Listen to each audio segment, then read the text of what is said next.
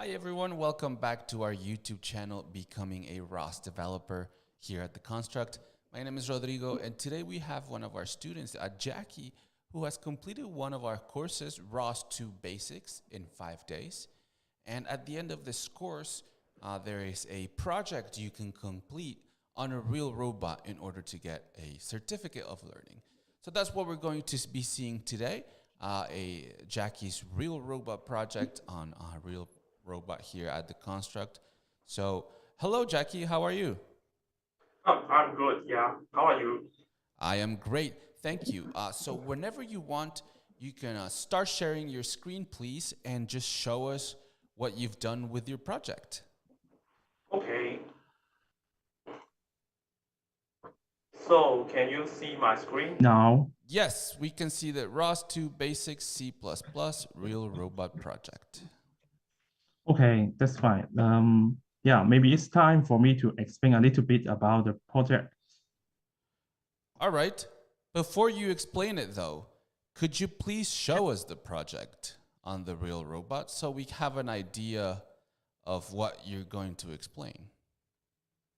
Okay, please So your main launch, let's see your main launch. Let's run it and see the robot move.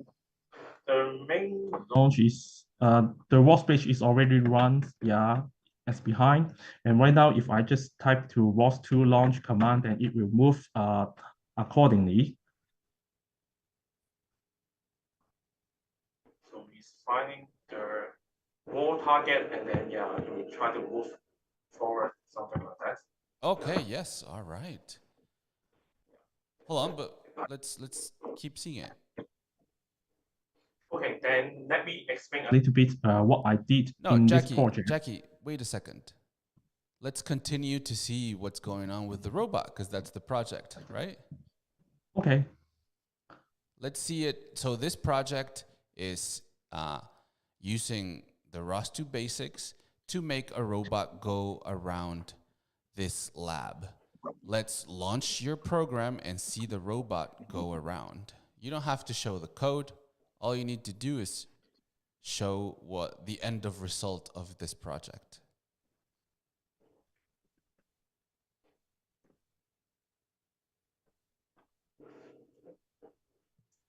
All right. Yes, great. So in this, I suppose that your first step is that it's looking for the nearest wall. Yeah. All right. It seems something goes wrong. Yeah. Yes, that's part of it, right? Mm-hmm. Okay, it seems like it found it and now it's going around it, right? Yeah. Okay. And what is that we see on the output of your terminal? So this is the output right now. So we receive the feedback from the action server, and then yeah, I think it's going to collapse. Yeah, and yeah, right now the searching. Okay, so you stopped the program now. Is that what happened? I think it's going to crash somehow. Yeah, because maybe some problem when I found yeah it's not going to turn left immediately and as I expected. Yeah, this is the first time I see this problem. Yeah, maybe. Okay. Yeah, So yeah. how about this? When I run, previously is one. Yeah. Great. How about this, Jacky? While you explain the programs, whatever you're going to present now, just run the program again while so it's running in the background. Maybe we'll see it not fail this time, since it's the first time you encounter this. Great. Now you can continue explaining while the robot's doing its thing. Yeah, as maybe With the slide is better. Great. So yeah, let's see if it can turn immediately to the left side. So I guess yeah, it's all right. Yeah, on track right now. Great. Well, let's see if it does it. So while it's doing it, you can just continue your presentation. Okay. So yeah, this project is defined with 3 nodes. So first of all, we find the row first, and then later on we follow the wall. And then as behind there is action server is running. I call it a record order. And yeah, for the first find wall node, there I running in the 5 stage. Yeah, so as you can see, and normally right now it's just few functions running in several stage. So on the left, this side you can see this is the robot, and then yeah, and the simulation there, and then the real situation, this is a different orientation for the range. Yeah, we need to recalibrate. And then I will use the 3 points filtering and then to check the right-hand side. So what does it do about this is to, yeah, you can see that for the 3 points filtering, I normally just have 3 points to measure the left rate, the middle rate, and then the right rate of the front, and then try to find out the difference among this kind of rate. And then later on, and the second step is to check the distance. So if the race is not too far or not too close, then yeah, if it's within this upper and lower limit, then it's also weighted. And the second step is to check the right-hand side. So normally if the robots, if there's some space, I need also not to know that if there is an obstacle or the wall is already on the right-hand side. That's why there is also a checking here. Refer to the code right now. So yeah. And look, we can see the robot still moving. That's great. Yeah, it's keep moving. I think it's on track right now. Once it finds the wall, yeah. And yeah, as you can see that this is the surface node, yeah. And yeah, normally the algorithm, as I mentioned, is using the running state. And then the algorithm is behind the 3 points filter is included in the laser callback function. So normally, as I mentioned, I will check 3 points. So as you can see that the left weight, the middle weight, and then right weight, which stands for the front, yeah, those 3 points. And then as I mentioned, I will do some kind of checking, find the difference. If the difference is greater than 0.3, then yeah, we will ignore this. And then because there is large variations, that's why we don't count this kind of point, the rate point. And then, yeah, and then I will check the limits. As I mentioned, the lower and the upper limit I defined. After that, yeah, I will check the left-hand side and then to see if there is a wall, let's say is next to his the robot right-hand side. Yeah, this is the idea. And then, yeah, if there is nothing to find, then I will bypass this rate and then try to check with the next index point in the index array I stored. If no solution is fine, then is no wall is nearby, and then you keep staying in this condition. So this process will only run in the wall finding stage, yeah, in the laser callback. And then, yeah, for this ODM callback, yeah, I use the transfer TF2, yeah, to change the criterion, yeah, and then just find the row pitch yaw, and then just focus on yaw, make a setter to get this value, and then for later processing. So for the processing, what does it mean? So maybe refer to the slide first, and then in the second stage, to move to raw. So normally I would process to convert to the radian, and then try to rotate the robot to the certain side that is facing the wall. Yeah. Yeah. Yeah. Maybe I saw the code again. So this I continue. So maybe it's easier to throw here. Once the wall filing stage is done, it's going to move to the move to wall, and then in this stage, just processing function. In the processing function, as I mentioned, mainly is convert the rate to the degree to the radian, yeah, and then try to rotate the robot towards the wall. Yeah, that is the idea.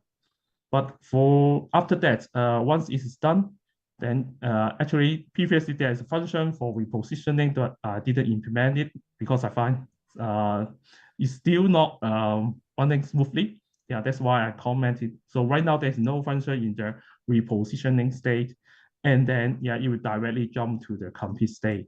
So this is the process of finding the wall. And then let's go to the second node. So it's related to the four wall nodes. So as you can see, the robot is running around one lap by lap. So is the algorithm behind is to check the distance to the wall. If it is too close to the wall, then the robot should turn left. And if it is too far from the wall, the robot should turn right. So try to make the robot to stay in the middle path between 0.2 and 0.3. Yeah. And then if there is obstacle detected, so it will turn left immediately. So in the code, so it's the four wall client action CPP. Yeah, the algorithm behind is also doing in the laser callback. So these are the values I defined, as I mentioned in the slides. So it's 0.5 if there is obstacle detected. If this is too far away from the wall, it's 0.3, 0. And too close to the wall is 0.2. And yeah, when the first step is to check if there is any obstacles in front of the robot. So this is I want to set a range. Let's say from the middle point is 360, and I define a range regions. So what does it mean for range regions? Is the total range size divided by 20? Want to make it as 36 degree for one region. And then why I divide by 2 is just make each side is 18. So yeah, at left-hand side start from 18, from 360, and then plus until, yeah, 360 plus 18, something like that. Yes. And then for the right-hand side is, yeah, 360 minus 18. And then, yeah, after we got the value, I also check is whether it's an extreme value. So if this is extreme value, then I just bypass it. Yeah. After that, yeah, as you can see, if this is this point is smaller, the race distance is smaller than the obstacle threshold. So yeah, you will try to make the robot to move to the left. So that's why the angular set is 0.19, and then for the linear x is defined as 0.025. So turn faster and then move slowly, and then I break it. Yeah. So if there is no obstacles in front of the robot, yeah, it will check the right hand side and do the similar logic to check with the too far threshold and then the too close threshold to decide whether the robot should go left or to turn right. Yeah. So this is the simple algorithm behind for the four wall client action. And then for this one, yeah, is the goal defined. So so right now, for the logic, so it's quite simple. I mark the point at the starting point where the robot gets started. So and then make there is a radius of 0.5 of the starting point. So if how do we know that the robot is moved away from the circle? So if the distance that I calculate is greater than 0.5 from the starting point, then this thread will be set to true. And how to make the goal become succeed is it will go back to the reach the initial point less than 0.25, and then this thread is true, then it will stop it should be. Yeah, that is the idea behind. Mm-hmm. Okay. And yeah, the code is what I did is the Action software code here. And You have 5 so minutes, by the way. mhm.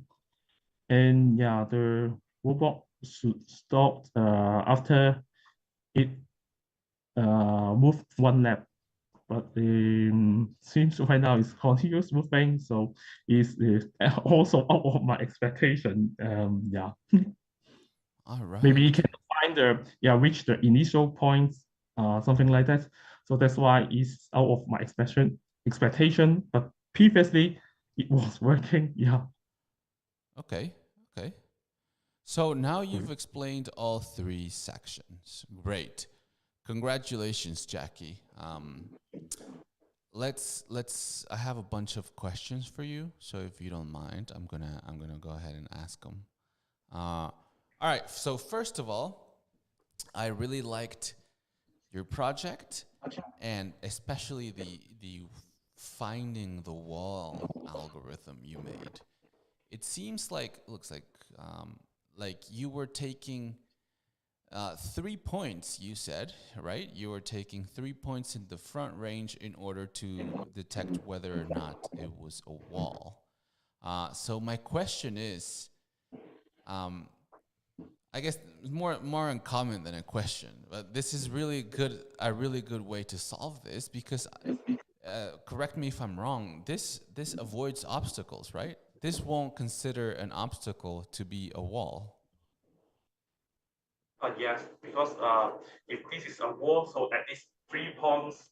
I mean, the distance you measure it Yeah, the with variance will be different, right? variance, yeah, 0.3, yeah, less than 0. This I love three that. I something. love that because just with Yeah. some statistics, just a simple check with statistics, you can uh, determine whether it's either an obstacle, the thing that's closest to you, or uh, a a wall. So I think that's great. You already have a filtering there in place.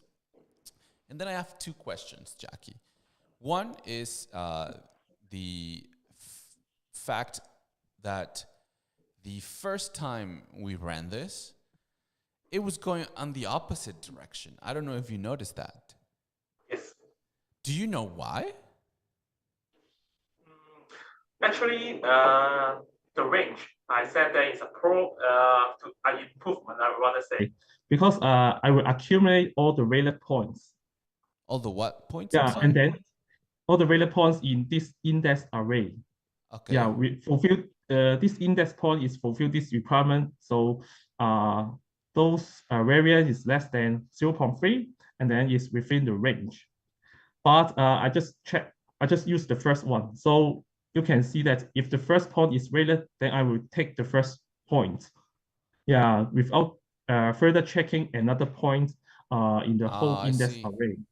But then Yeah, yeah, that's it turned certain the kind other of way. improvement. Once it found the wall, sort of it turned, instead of turning left, it turned right. And I'm pretty sure that's why it eventually ran into the obstacle because you were looking at the right hand side and obviously you were looking at the wrong side in that scenario because it was going the other way. All right. Okay. Uh, and then the other question I had was about this scenario here. I think the cameras are gone, but we don't need them right now anymore. So it's still running, actually. You can see it. It's still getting Yeah. that feedback, right? So you're saying as soon as the condition of arriving less than 25 centimeters to that initial radius, this action would return true, correct? Yes. So I guess my question is, why is it not doing that? Because 25 centimeter is quite a big uh, range, say tolerance. So I'm guessing it already went through a point that was 25 centimeters away from that initial position. Do you know why the condition is not met? Uh, from my point of view, Let me have a look on the code first. So the reasons, yeah, I think is related to the point to the index I saw, the initial point. Yeah, maybe the robot previously defined the initial point is here, and then the robot try to move in this way. And then once it's going to one lap later, it's further away from the 0.25 to the initial point. It's already arrayed. Do Yeah. you really think that was This 25 centimeters apart from the initial position? Because I think that would be pushing it. That's almost um, like it's going to happen. 25 centimeters seems like enough distance. but I think maybe the starting point I did the last step when I launch, then the robot is the point initial point is really close to the wall. Oh, so it's And, never going to yeah. hit that. Okay, I Yeah, didn't understand. hit that. Yeah, 0.25 didn't hit that. yeah. So if we change that distance from start at line 175, if we change that to, let's say, 0.5, it would have Yes, more that's right. probability of stopping, correct? Yeah, true. All right, great. That's my question. In reality, it doesn't really matter that number. The things that matters is the logic that, okay, even if I change that to 1, it's going to stop because it accomplishes that. All right.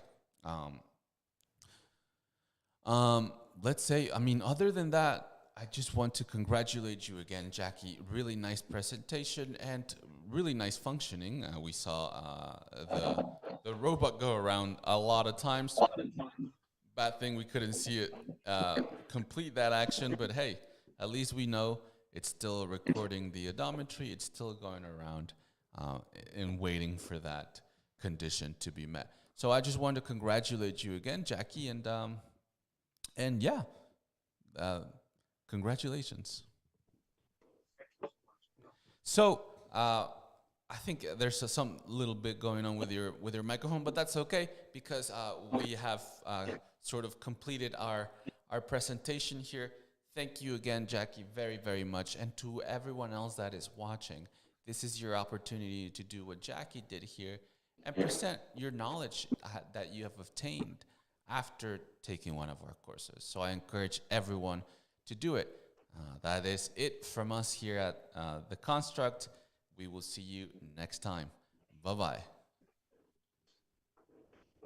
All right, Jacky, we are done. Good thing.